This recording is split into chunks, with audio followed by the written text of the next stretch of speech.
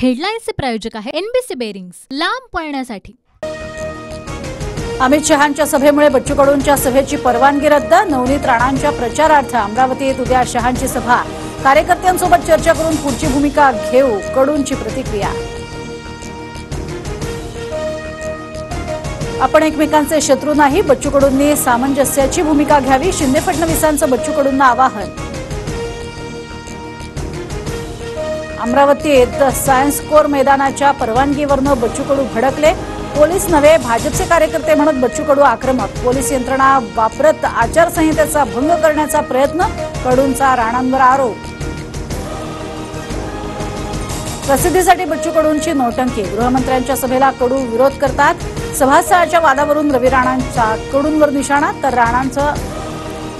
राणा हे स्वतःच नौटंकी करतात। बच्चू कडू सभा घेण्यावर ठाम।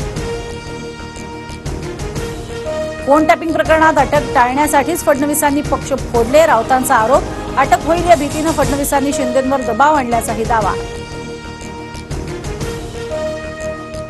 अटकेच्या भीतीमुळे नव्हे, धनुष्यबाण वाचवण्यासाठी लढा लढलो। सत्तेचा गैरवापर कसा करावा हे मवियाकडनं शिकलं पाहिजे।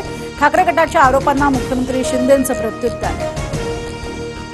आयकरच्या धाडीत शिंदेंच्या कॅशचं गोडाऊन सापडलं होतं। भाजपसोबत चला नाही तर आम्हाला आत टाकतील, शिंदे म्हणाले। आदित्य ठाकरेंचा मोठा दावा, शिंदे दाढी खाजवत रडायला लागले होते। आदित्य ठाकरेंचा खोचक टोला। हेडलाईन्सचे प्रायोजक आहे एनबीसी बेरिंग्स, लांब पळण्यासाठी।